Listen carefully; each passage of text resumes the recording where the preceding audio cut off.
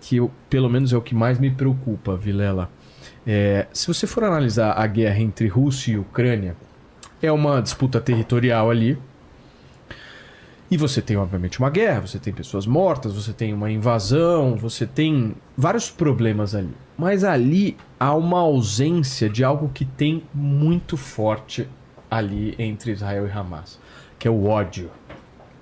Se você for analisar a guerra entre Rússia e Ucrânia, é uma guerra territorial ali. Os povos russos e ucranianos não são povos que se odeiam, são povos que querem exterminar ver um morto e o até outro porque tem a mesma raiz, né? Exato, você não vê o ódio. Esta guerra, eu acho que ela é muito pior, mas muito pior. E eu acho que uma das piores que a gente já teve, porque não é uma guerra de disputa territorial.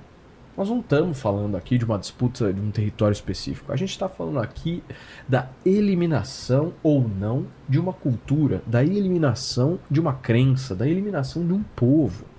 É um negócio muito superior a isso. Então esse ódio faz com que todas as ações que estão acontecendo ali na faixa de Gaza tenham uma intensidade muito superior.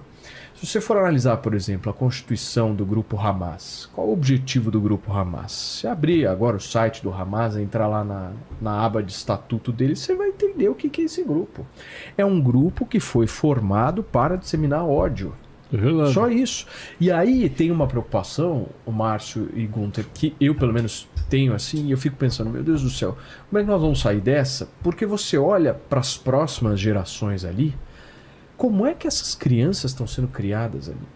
O grupo terrorista Hamas tem uma organização educacional muito forte ali na região.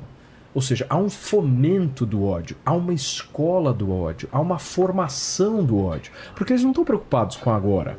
Agora os caras saem, eles sabem que os caras vão morrer na guerra. A preocupação deles é educacional, de uma formação de uma geração.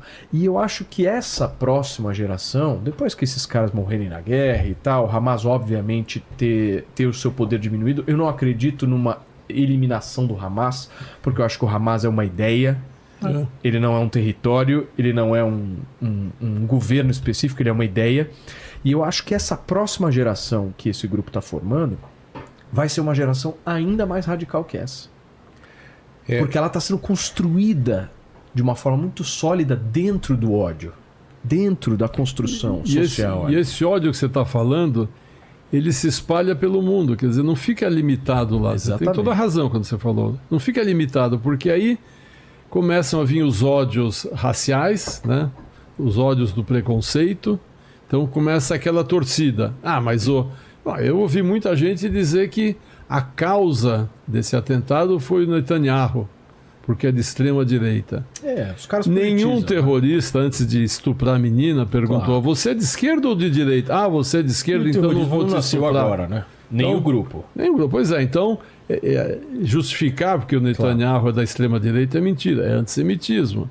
As pessoas começam a tomar partido e começam a falar disso por causa desse ódio racial. Começam a entrar nessa busca. Eu também sou contra Israel, eu não quero que Israel exista. Mas, Márcio, tem um ponto. É muito difícil você dizer que existe algo de positivo numa guerra. Mas eu acho que existe uma coisa que a guerra deixou escancarada, aberta. Qualquer um consegue enxergar.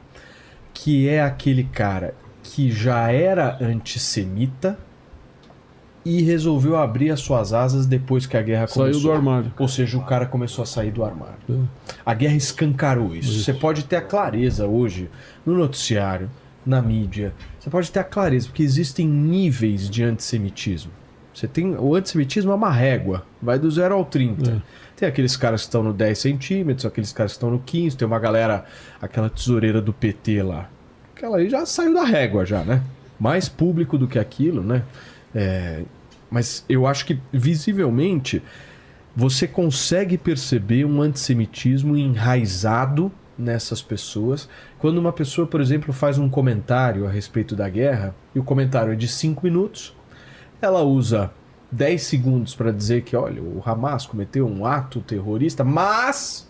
Aí começa o mas. E vai o mas, o cara fica 4 minutos e 50 segundos só no mas. Você percebe claramente que o cara está sendo antissemita. Claramente. Eu ouvi muitas vezes na escola as pessoas falam assim, nossa, você é tão simpático que nem parece judeu, achando que estava me elogiando. Eu acho que só voltar tão aqui simpático que nem parece judeu. Por que que tá... Voltar a comparar judeus a ratos, como o nazismo O fazia, nazismo fazia, sim, durante o... sim. De novo está explodindo isso? De novo, por quê? Porque se encontraram. Se encontraram. As redes sociais e a internet permitiu que essas pessoas que viviam escondidas, recolhidas Deu em palco. cada uma... Deu palco. Deu palco. E aí, né, como essa, né, que você falou da régua, para começar, o que você acabou de falar me lembrou uma coisa. Basta... se refere à pessoa não pelo nome, não pela profissão, mas sim, é judeu. Exatamente. Isso. A pessoa às vezes nem tem a Faz consciência. parte da cultura do cara. Mas já mostra. Ao se referir a outra pessoa, né? Não é uma pessoa, é judeu. Já mostra o quanto você tem isso espalhado nas sociedades, inclusive aqui no Brasil. Claro. Inclusive aqui no Brasil. Então, você tem, infelizmente, essa nova realidade uma cultura imediatista, em que tudo se espalha, que essas ideias se encontram, os malucos se encontram e agora estão empoderados porque podem falar, porque tem audiência. É isso. Ganham, A guerra deu audiência. muita. Essa coisa do, porque, né, como você falou, porque é judeu, isso é uma coisa que os nazistas fizeram muito bem. Os nazistas fizeram os alemães odiarem os judeus, não um judeu específico, não determinado judeu. Então, sim, os judeus. Então, mesmo que o cara tinha, a mulher dele tinha sido tratada por um médico judeu e salva por um médico judeu, mas ele tinha que odiar os judeus. Então, ele também passou a odiar o médico que salvou a mulher dele. E isso é o que a gente sente hoje, quer dizer, tem muito judeu de esquerda, tem muito judeu que votou na esquerda, mas não importa, eu tenho que odiar os judeus. Então, o antissemita ele não vai separar o judeu da direita do judeu do centro do judeu da esquerda.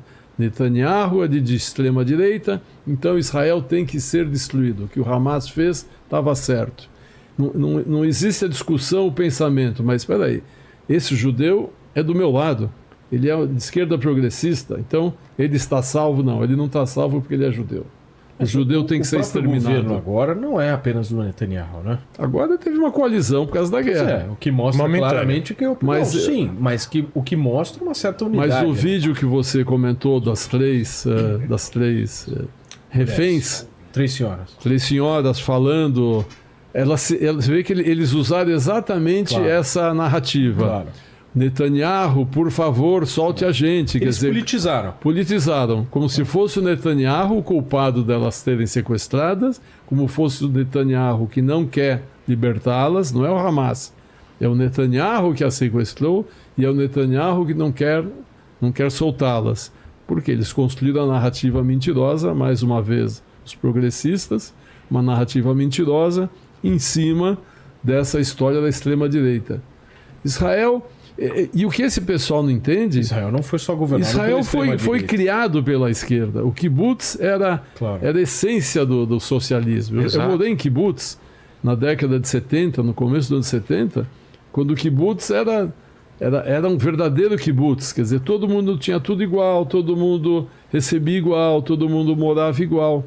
Então, e quem construiu a esquerda foram os judeus. Marx era judeu. Quer dizer... Quem construiu tudo isso, a Revolução Russa teve a ajuda do Trotsky e de muitos outros que eram judeus. Mas não importa, o judeu tem que ser eliminado, o judeu tem que ser destruído. Então, eles